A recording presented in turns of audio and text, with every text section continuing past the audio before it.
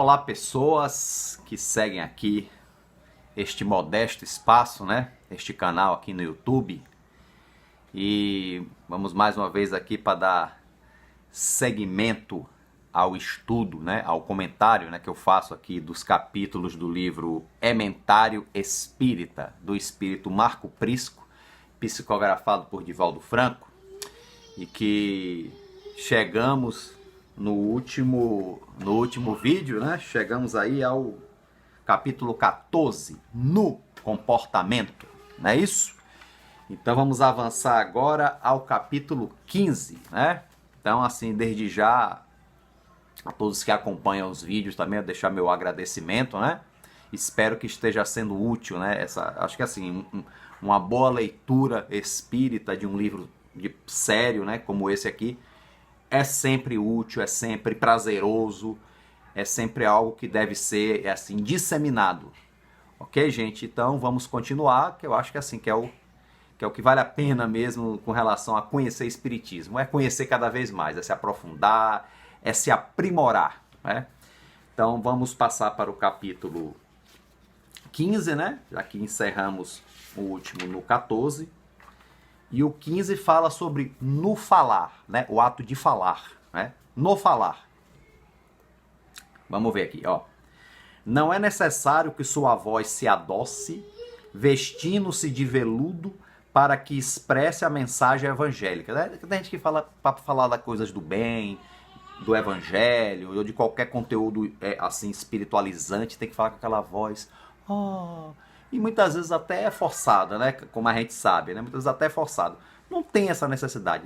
Tem pessoas que são doces naturalmente, já têm a voz doce e tudo mais, então não se precisa forçar. Então quem não, naturalmente não tem esse temperamento de ter a voz assim muito adocicada, fale com educação, fale com equilíbrio, não precisa ficar adocicando esse exagero, porque pode soar falso, né? Então, como ele fala aqui, ó, não é necessário que sua voz se adoce vestindo-se de veludo para que expresse a mensagem evangélica. Não, fale com sua voz normal, fale com verdade, né? Já que o evangelho traz verdades, então fale verdadeiramente. Traduz o ensinamento da verdade com espontânea manifestação, ó, do verbo sem a inquietação de parecer iluminado pela expressão do Senhor. Quer dizer, fazer parecer iluminado. Quer dizer, falar com a voz doce para parecer que é evoluído.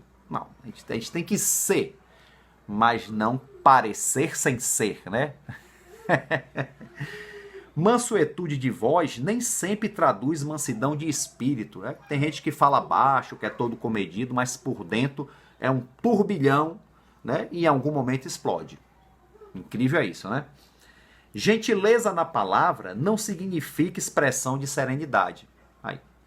Sob a gramínea verde, perdão, gente, sob quer dizer debaixo. Sob a gramínea verde, ocultam-se vermes e insetos danosos à vida. Quer dizer, tá aquela grama verde bonita, mas lá embaixo tem coisa perniciosa. Vermes, insetos, ou qualquer outro tipo de germe, né? Então, nem sempre o que parece é. Nem sempre o que é parece. Vamos lá. Cultive a gentileza e a ternura no verbo, todavia não esqueça a correção da conduta e a lealdade da ação. Ou seja, eduque suas palavras, sim. Eduque a sua forma de falar, mas acima de tudo, eduque e corrija a sua atitude, para que sua forma de falar seja a expressão do que você é na atitude, né? Fica a dica, né, aqui de Marco Prisco. A pretexto de bondade, não espalhe o sim para se fazer agradável. Você não precisa dizer sim a tudo para ser agradável, para ser, né, agradar a todos. Muitas vezes a negação é a melhor expressão para o socorro nos múltiplos setores da atividade humana. Então dizer não, gente, é necessário e muitas vezes é o bem. Nossos filhos, por exemplo, quantas vezes dizemos não a eles para o seu próprio bem? Verdadeiro, se temos um amigo e a gente vê que algo não é bom para ele, a gente diz não, nega para ele, pensando no bem, né? Então a gente tem que saber ter a sabedoria, né? De saber quando se diz sim, quando se diz não, né? Como Jesus dizia, sim, sim, não, não. Concordar sempre é maneira de se expor ao ridículo e atestar em responsabilidade. Quer dizer, concordar com tudo Por exemplo, como é que você pode concordar com tudo? Como é que você pode concordar com uma coisa que se contrapõe diretamente à outra? Não tem nem sentido, né? Derramar o incenso bajulatório, ó, a bajulação. Derramar o incenso bajulatório do assentimento, por vezes justificado, é agradável, mas raramente produtivo. Quer dizer, bajular pode ser agradável, mas nem sempre é produtivo, né? Nem sempre traz coisas boas, né? Aliás, os espíritos falam muito, volta e meia você vê os espíritos falando sobre questão de bajulação, bajuladores, né? Não é necessário que a afirmação se faça com modulação suave, nem a negativa se expresse com aspereza, para que você se faça entendido ao falar. Quer dizer, quando você for negar algo que é justo negar, não precisa negar com grosseria, né? Também com tranquilidade, do mesmo jeito que diz o sim, diz o não, né? No mesmo diapasão. Se diz o sim, se diz o não. Um gesto de simpatia pode exteriorizar o pensamento com fidelidade desejável, sem que a aparência da face contribua com a simulação. Né? Nem sempre a atitude contribui com a... muitas vezes tem gente que sabe dissimular bem, né? Poxa, perfeitos atores. Mas tem gente que não, tem gente que fala e você vê nos olhos que não é aquilo, né? Então, um gesto de simpatia pode exteriorizar o pensamento com fidelidade desejável, sem que a aparência da face contribua com a simulação, né? Simulação, fingimento, essas coisas todas. Atendo o programa do amor traçado pelos códigos evangélicos. Policie também seu afeto para que ele não o conduza à posição de mendigo da amizade alheia. Quer dizer, você quer que você gostar de todo mundo, quer que todo mundo goste de você. Cuidado com isso. Nosso afeto tem que ser saudável para a gente e para aqueles que são objetos do nosso afeto. Né? Não pode ser, né, uma coisa assim forçada, uma coisa assim que vai gerar sofrimento. Então, policia até o seu afeto. Olha que interessante. Olha quanta coisa para policiar, né, gente? Viver não é fácil, não. Viver é difícil. Mas vale a pena. Auxilie de forma que seu auxílio não se transforme em conivência com leviandade nem o erro. Quer dizer, você... Cuidado quando você auxiliar, você não ser conivente com o que está errado. Você auxilia, mas sempre observando os princípios ético-morais. Né? Que é diferente você ajudar no que é legítimo, no que é correto, e ser conivente com o que é incorreto, com a desculpa de auxiliar, né? Usando a desculpa de auxiliar. Ai, ai. A negativa é edificante, quer dizer, a negativa que, né, que edifica, né? A negativa edificante é medicamento de renovação salutar. A afirmação vulgarizada é veneno letal destilado em dose mortífera, quer dizer, ó, a afirmação vulgarizada, o sim, indefinidamente para tudo, pode ser mortífero, inclusive. Pode levar a situações trágicas, sim, pode acontecer. Fale segundo os ditames da consciência esclarecida pelo Evangelho, e se a compreensão lhe macular o pensamento, avance no bem sem receio e deixe que o tempo fale por você a linguagem inconfundível da experiência real. Essa é a experiência que vale, a verdadeira. Ok. Encerramos assim o capítulo 15, ao falar. Vamos ao 16. Falamos ao falar, o 16 é no ouvir. Falar, agora no ouvir.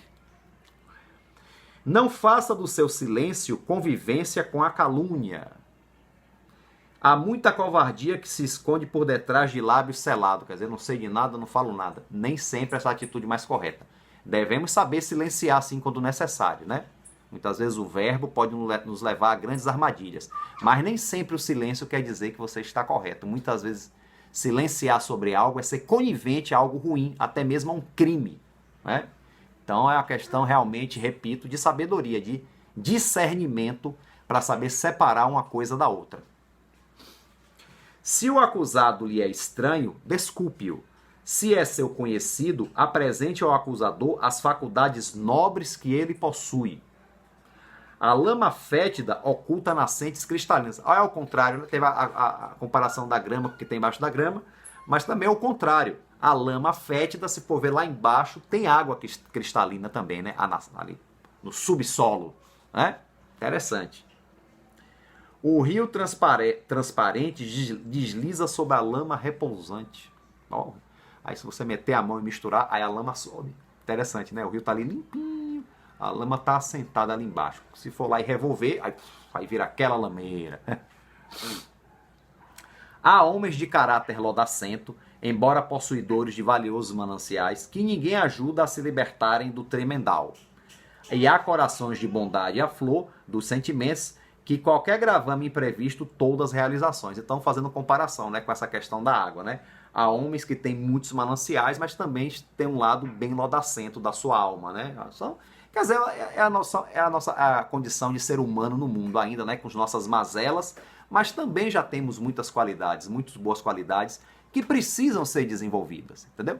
E para isso precisamos uns dos outros. Primeiro depende de nós mesmos, a atitude. Mas também, né, a lei de fraternidade diz que também precisamos um dos outros para se desenvolver, nos desenvolvermos melhor as nossas potencialidades, as nossas, nossos tesouros, né, que temos no espírito, né, o espírito imortal. Use o dom do verbo em favor do próximo. Não é necessário que você se transforme em causídico sistemático a serviço de todos. Quer dizer, quer defender a todos, né? Não dá. Nem defender, nem acusar, nem ser promotor, nem advogado de todo mundo, né? Nem que se transfigurem em estátua impassível quando o crime se realiza a desmandos. Quer dizer, nem ser indiferente quando você vê a coisa errada acontecendo, né? Ser conivente com o crime, calar-se, né? Se fala muito, por exemplo, da violência doméstica, que ela acontece muito porque outras pessoas vêm e não fazem nada, não denunciam, não ajudam, né? É um dos grandes problemas da violência doméstica é essa. Então, acho que essa questão se encaixa, ele não está falando aqui especificamente só de violência doméstica, mas a violência doméstica é um dos grandes exemplos que eu pensei agora.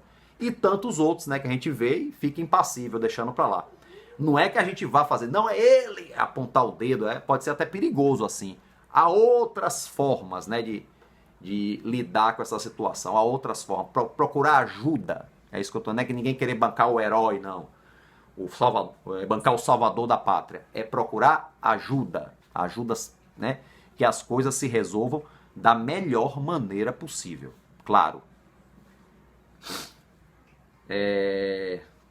A pretexto de humildade, não concorde com o erro. Quer dizer, eu sou humilde, tudo bem, aí concorda com o erro. Com o erro. A violência nascida da coragem é menos danosa do que a não violência gerada pela covardia. Olha que interessante, gente. A violência é ruim, mas antes uma violência por um ato de coragem, né, do que uma não violência, quer dizer, uma atitude pacífica gerada pela covardia. Quer dizer, você é pacífico porque está com medo. Não é porque você acredita na paz, não. É porque você não quer enfrentar o problema. Tem que se enfrentar, claro, com sabedoria, da melhor maneira possível. Mas se acontecer uma violência em função da coragem de fazer o que é correto, ela é menos pior, ela não é melhor, ela é menos pior do que uma mansuetude que foge de tudo, que foge das lutas necessárias da vida, que foge de socorrer alguém, que foge de encarar um problema, uma injustiça, entendeu? Então veja o que Marco Prisco botou nessa frase. A violência nascida da coragem é menos danosa do que a não violência gerada pela covardia. Coisa a se pensar, né? Não está fazendo apologia à violência não, viu gente? Como eu já expliquei, pelo amor de Deus. A humildade no coração do homem não é virtude estática em inoperância. É construção dinâmica em realizações morais. No momento em que a acusação indébita lhe chegue aos ouvidos, observe e tente ajudar. Não conseguindo inutilizar a sementeira da maldade, silencie e ao primeiro desejo desvie o assunto. Não consinta que a sua audição se contamine com a resinga quando entoe o triste canto da difamação. Quer dizer, não vamos dar ouvido à difamação, a fofocas, a acusações criminosas, indébitas com as outras pessoas. Não vamos dar ouvido, gente. Não vamos permitir que o mal cresça. Muitas vezes a gente cortar aqui uma informação, uma fake news, por exemplo, é a melhor coisa do que propagar, né? Nunca permitamos assim que os nossos ouvidos e a nossa voz sejam propagadores do mal, né? Sempre procurar propagar o bem, ok? Porque se a gente for propagador do mal, deixar os nossos ouvidos e a nossa voz para propagar o mal, nós vamos colher as consequências disso. Ok? Esse é o recado. Então vamos encerrar aqui, né, no capítulo 16. Eu ia para o 17 agora, mas eu tô vendo que ele é um capítulo um pouco maior, que vai exigir um pouquinho mais de tempo, né? E veja então, resumindo aqui esses dois capítulos, como a questão, gente, do falar e do ouvir é importante, né? Saber escutar, saber falar e saber calar, né? A hora de falar e a hora de calar e escutar. Saber escutar também, as pessoas também precisam ser escutadas. A gente pensa que só a gente tem que ser escutado, não. Os outros também precisam ser escutados. Então, saber escutar, mas assim, aprender a ouvir com sabedoria e falar também com sabedoria, né? Principalmente em assuntos delicados, em assuntos que envolvam, em questões que envolvam, assuntos que envolvam questões delicadas, né? Questões assim de grande vulto, né?